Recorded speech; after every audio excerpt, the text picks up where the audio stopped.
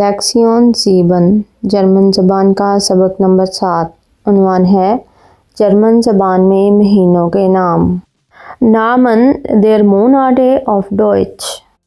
German زبان میں مہینوں کے نام بھی مذکر ہوتے ہیں۔ سابقہ حرف تعریف یعنی آرٹیکل der ہوتا ہے۔ ایک مہینہ der Monat اور مہینوں کو die Monate کہا جاتا ہے۔ موناٹ مہینہ، موناٹے مہینے۔ موناٹ کا آرٹیکل بھی der ہوتا ہے اور اس کی جمع شکل die Monate بن جاتی ہے۔ پورا سال یار کہلاتا ہے اور اس کا آرٹیکل 10 ہوتا ہے یعنی 10 یار اور اس کی جمع شکل die Jahre ہوتی ہے۔ die Monate یعنی مہینوں کی جرمن زبان میں تلفظ یہ ہے: جانوا، جنوری، فیبروا، فروری، مارس، مارچ۔ مارس کی آواز اے املاؤٹ کی وجہ سے تبدیل ہو جاتی ہے، نہ کہ مارس بلکہ Mirs.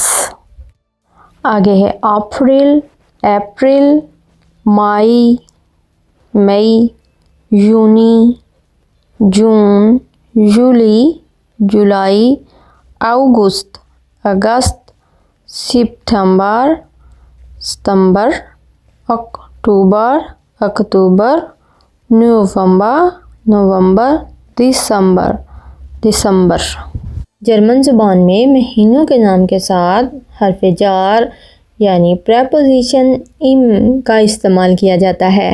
zum Beispiel im Mai mache ich Urlaub یعنی میں مئی میں چھٹیوں پر جا رہا ہوں یا جا رہی ہوں۔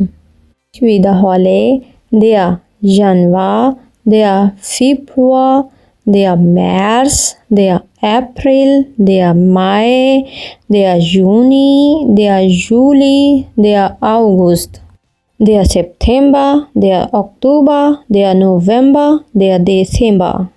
اگر اپنی سالگرہ کے بارے میں بتانا ہو یا منصوبے کے بارے میں بتانا ہو تو مہینے کے نام کے ساتھ حرف جار im کا استعمال کیا جاتا ہے۔ zum Beispiel im April habe ich Geburtstag یعنی میری سالگرہ اپریل میں ہے، اور im August fahre ich nach Berlin یعنی میں اگست میں برلن جا رہا ہوں۔